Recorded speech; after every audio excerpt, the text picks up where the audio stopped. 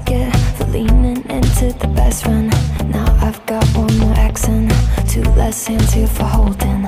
Ignored all of my reasons for running far from my feelings. V poslednej časti sme si ukázali, ako sa viažú montáže, ako si ich pripraviť na kostričky. A samozrejme, vtedy som vravel, že to nie je všetko a poďme si dneska ukázať, ako správne vyladiť tú montáž, aby ste s ňou mohli efektívne a presne chytať. Aby ste zistili, či je montáž dobre vyladená, musíte najprv pozrieť, či je správne vyvážená. Na to, aby som vám to dneska lepšie ukázal, mi tu kamarát Vlastík požičal odmerný valec, v ktorom bude pekne všetko vidieť a budem to schopný lepšie vysvetliť. Pripravenú montáž, ktorú máte na kostričke, zistíte najprv, že či je správne vyvážený plavák. Ja tu mám dneska prichystanú úplne jednoduchú montáž, aby som to vedel ľahko vysvetliť. Sú tu dva páry oloviek a nejakých 30 cm odtiaľ mám samotný plavák. Samotný plavák, keď ho ponorím do vody, tak v podstate to teličko by malo byť schované a mala by byť vidieť vlastne len antenka. Samotná antenka môže byť potom dofarbená a veľmi jednoducho, nesmie ten plavák klásť žiadny odpor. Ja keď ho takto nadvihnem a pustím, tak on musí samovolne chodiť pod vodu a zase naspäť. Nesmie zostať pod vodou.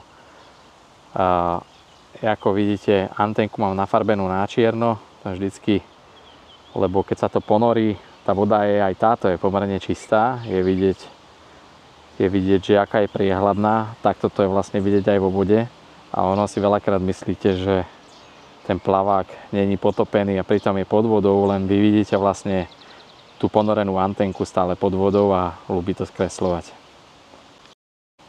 Pokiaľ by samotný plavák buď trčalo teličko takto, alebo naopak by bolo až takto nejako zanorené, že by ozaj trčala len antenka, ktorú by ste nevideli, tak buď treba potom malý broček pridať alebo odobrať a potom sa budeme hrať už so samotným vymeriavaním hĺbky.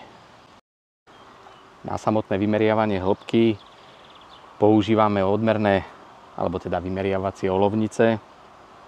Ja používam dva typy. Jedna takáto od Stomfa, je to vec vkusu, a potom druhá takáto jednoduchá, kde na vrchu je očko, cez to sa prevleče silón a tu sa potom do tejto gumičky zapichne háčik. To si teraz ukážeme. Samotné uchytávanie olovnice, ako som už vravel, ukážeme si najprv tu s tým očkom, takú tú jednoduchú očko gumička.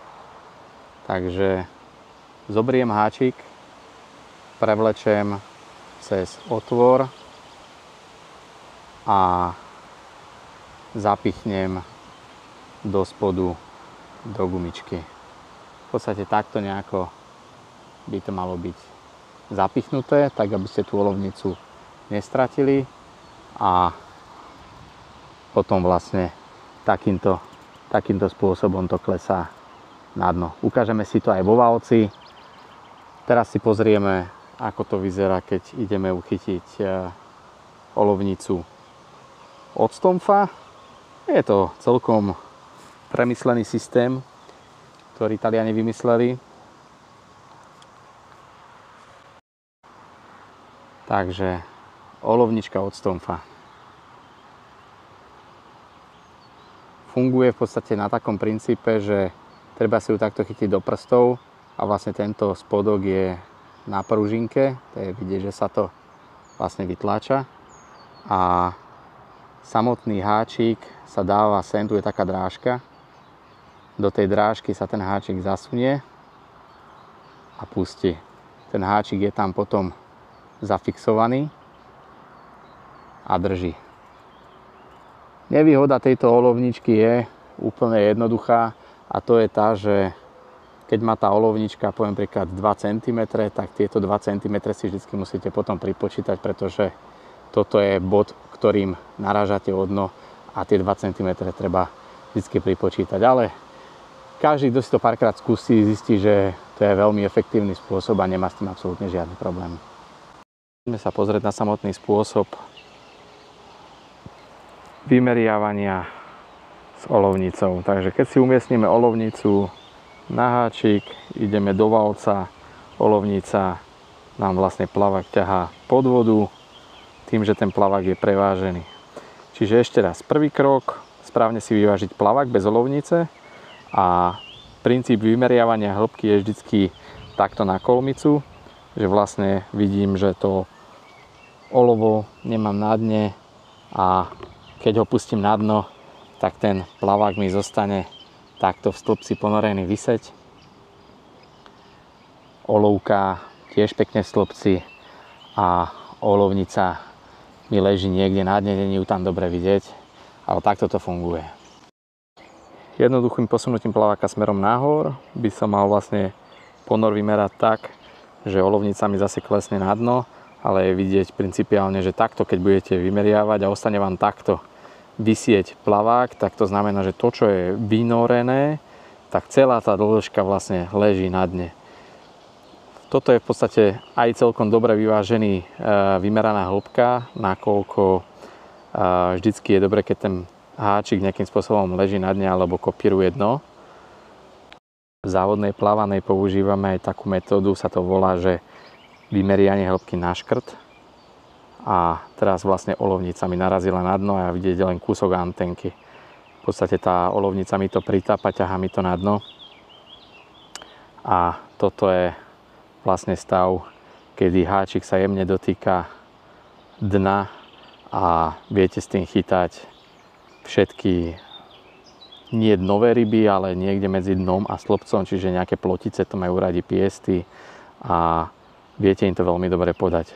Pokiaľ by ste chceli chytať pleskáčovi to vždy treba položiť na dno, tak tam treba vlastne s tou olovničkou potom aspoň takto vymerať tú hĺbku, aby vám takto vytrčal plavák. V podstate keď ho dvihnete na kolmicu, aby ste vedeli odsimulovať, že tá dĺžka, ktorá sa nepotopí, vlastne leží na dne a ten pleskač si to vie dvihnúť.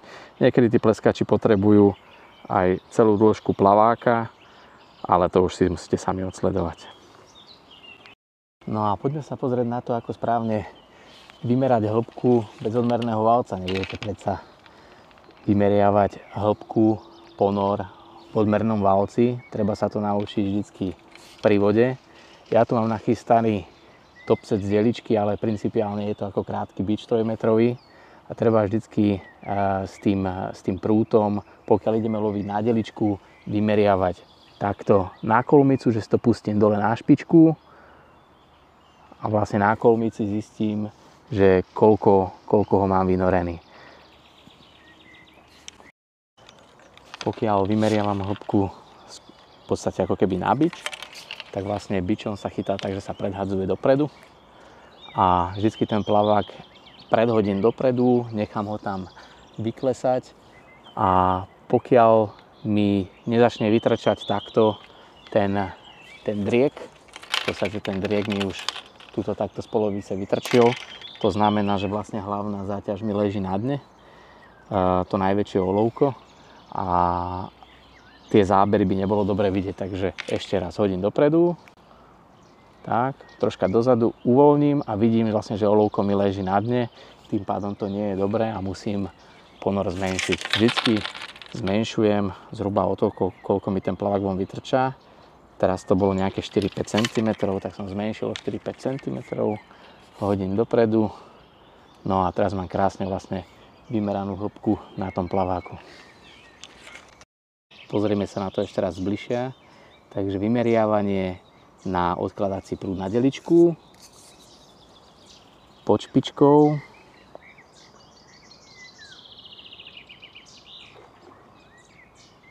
Je vidieť, že olovka mi neležia na dne, ale keď idem tuto už bližšie, tu už mi vytrčá, tu je vidieť, že už mi vlastne vytrčá tá čierna časť toho telíčka, čo už nie je v poriadku.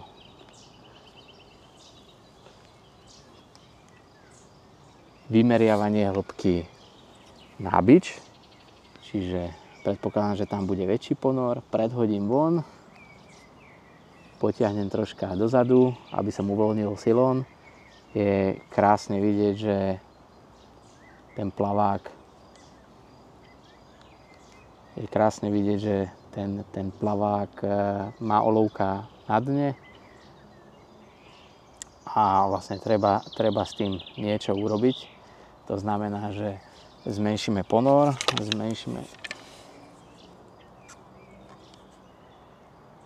zmenšíme ponor cirka o nejakých 5 až 6, 7 cm a až kým nám vlastne to čierne nezmizne, takto si viete zistiť vlastne profil toho dna.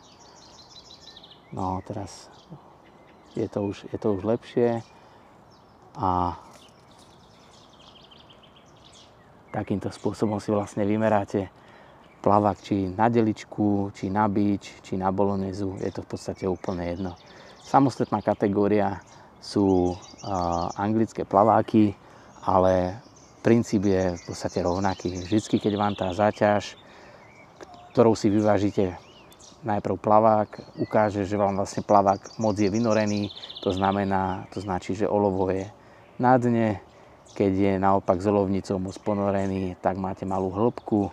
Ja rád používam tie olovničky, teda hlavne na odkladačku, na bič a na bolonézu vždycky bez a takto tým, že vlastne zväčšujem ten ponor a priťahujem, aby som zistil, kde je to miesto, kde už je plitká voda, tak mi to vlastne ukáže ten plavák. Ono to je takto pekne vidieť, ešte keď to pustím dole, že ten plavák v podstate mi tuto celý trčí, celé telíčko.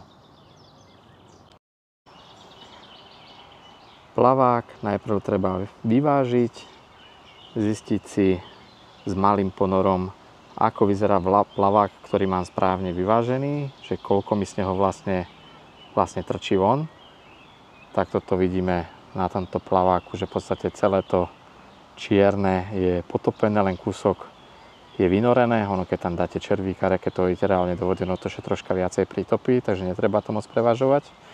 No, mám tú hĺbku teraz vlastne takúto, nejakých 10 cm, aby som vedel, že mi to neleží na dne. V tom stĺpci mám tú olovničku tu, takže ešte kúsisko mám smerom na dno. Takto to vypadá, keď mám ponor veľký, čiže olovka mi ležia na dne. To je vlastne vidieť potom tu, že tie olovka mi tam vlastne klesli na dno a ten plavák je vlastne takto vynorený. To je samozrejme zle. Teraz sa pozrieme na to, ako to vypadá v podstate na plaváku, keď tieto malé dva záberové bročky pustím na dno a hlavná záťaž bude vlastne v stĺpci. Takže púšťam silón dole.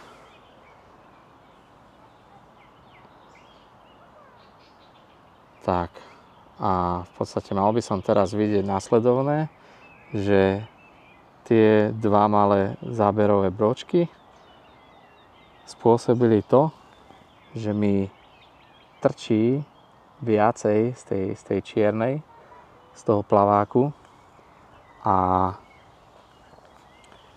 to mi signalizuje ako keby dvíhací záber, to je vždycky vidieť aj pri tých piestoch a pleskáčoch, že vlastne ten driek toho plaváka vyjde von. No a ponor som zmenšil cirka o 2 cm, aby mi tie záberové broky neležali na dne. A potom to vlastne vypadá takto, že je to krásne vyvážené. Len taká malinká čierna bodka je vlastne vidieť z tej antenky. Ja ešte niekedy tie plaváky vyvažujem až takto jemne, ozaj, že len na to čierne. A to je ozaj, že keď ryba špekuluje a nechce dať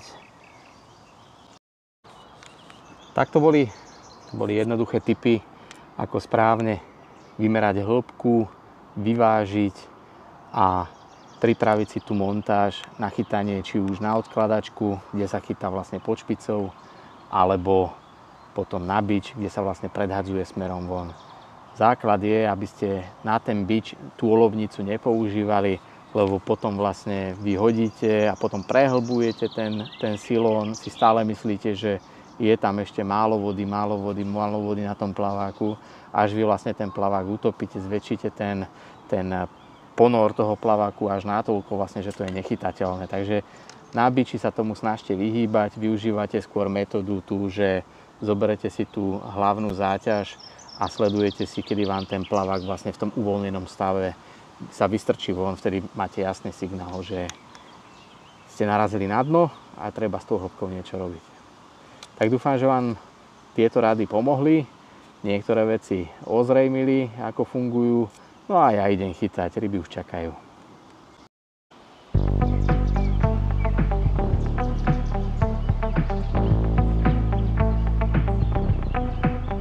Guess that's what I get for leaning into the best run. Now I've got one more accent, 2 less hands here for holding. Ignored all of my reasons for running far from my feelings. Now I'm down on my knees and watching you as you're leaving.